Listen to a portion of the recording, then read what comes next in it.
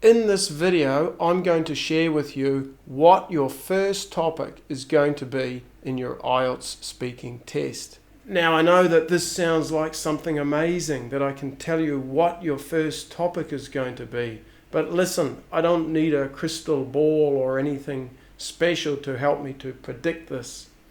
I've been an examiner for over 10 years. I've seen many versions of the test, and it's always these three topics that are used to start your test. Okay, so I'm going to introduce to you what these three topics are, and that's going to allow you to pre-prepare for these topics before your test and be ready for them.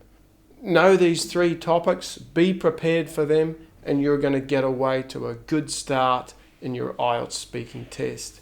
It's really important that you get off to a good start in your test for a couple of reasons. First of all, it's going to help you to relax. If you start well, your anxiety levels are going to come down and you're going to be able to perform better in the rest of your test.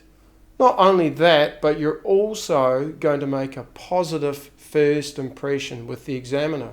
Remember that first impressions count when we meet people, when we take tests. The first impressions are really important, and the sort of end impressions as well. These are the most important parts. Of course, the whole test is important, but particularly the start, particularly the end.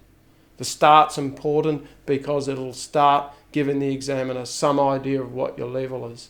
The end's really important because the examiner gives you your score. As you leave the test room, the examiner is deciding what score they're going to give you. This video informs you about the three topics used to start your speaking test in part 1. These topics are work or study, your home, your hometown or current city you are living in. A few tips. Pre-prepare for these topics. One of these topics will be asked at the start of your test, so you should be ready for it. Use this topic to make a positive first impression with the examiner. I suggest you focus on fluency and pronunciation. Show the examiner how fluent you are and that you have excellent pronunciation. Don't put too much effort into vocabulary. Remember, most test takers know that these topics are used to start the test. So even if you use some amazing high-level vocabulary, you may not get full credit for it. The first topic is work. Let's talk about what you are doing. Are you working or studying? I am currently working as an English teacher in Qingdao. This is a very famous city in China. One of the reasons it is so famous is Qingdao beer. It also has many picturesque beaches. Is it interesting? I guess like any job, it can be a bit tedious at times. However, for the most part, it is very interesting because I am constantly meeting new people. Do you like your job? Yes, most of the time I do.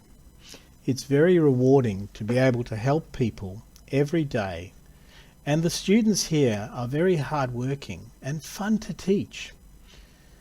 But sometimes I have to do lessons that just don't go so well, and of course the money could always be better.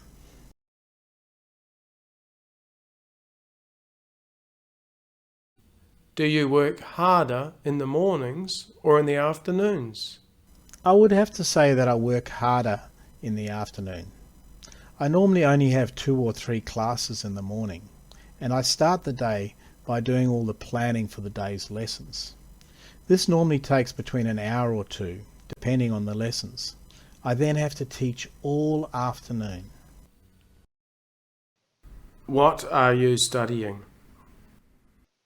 My major is actually biological science, which I took at the University of Warwick in England.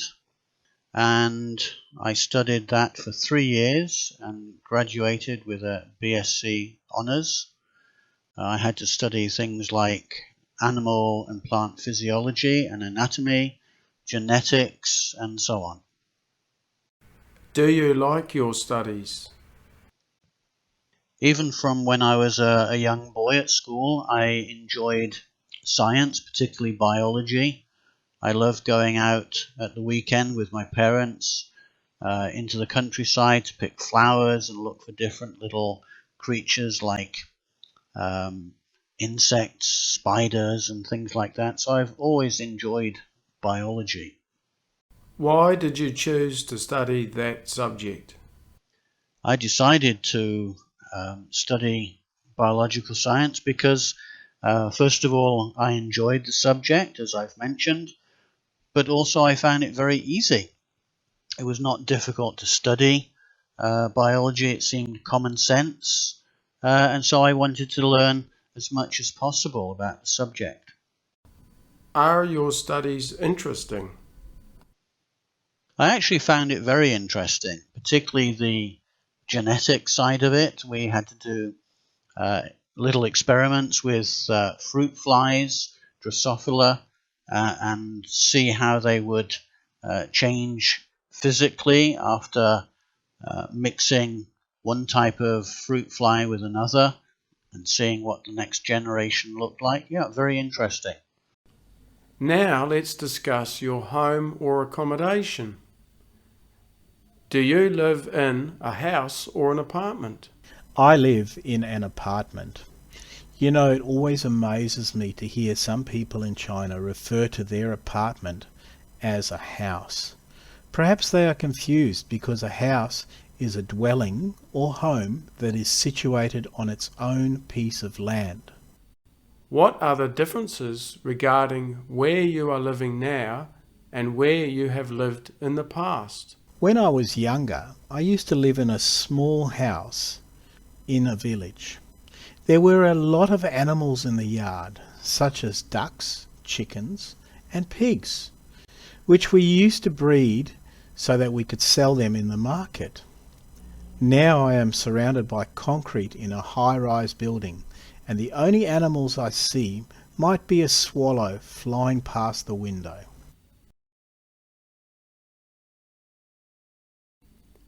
Can you describe the place where you live?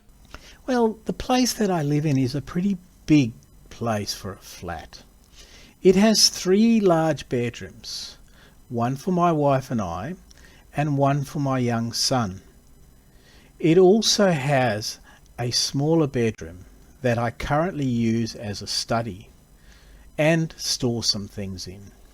The kitchen is small, but it is part of a big open plan living room, so there is lots of space for the family.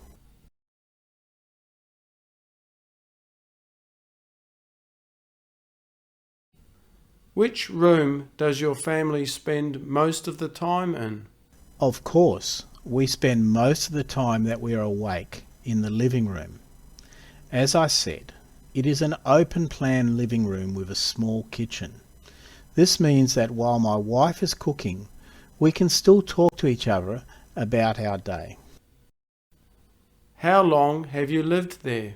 I have lived here for almost 3 years now. It was a new building when we moved in, and everything is so new and modern. The problem is the lack of amenities in the surrounding area. Let's talk about your hometown. Where is your hometown? My hometown is Beijing, or Peking, as some people say. It's a very big city. Of course, it's the capital of China.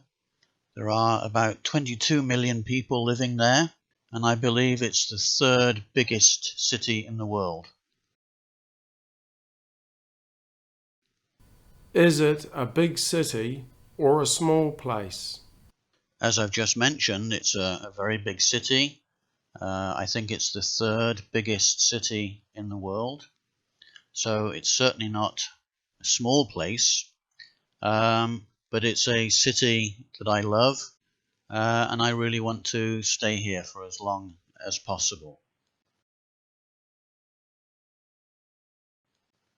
What do you like about your hometown?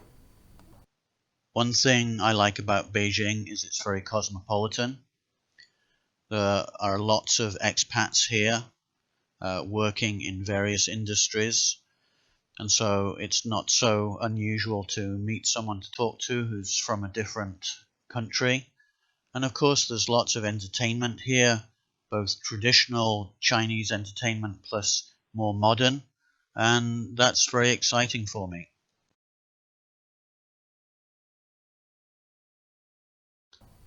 Is there anything that you dislike about it? If I had to pick one thing I don't like, probably like most people, it would be the traffic.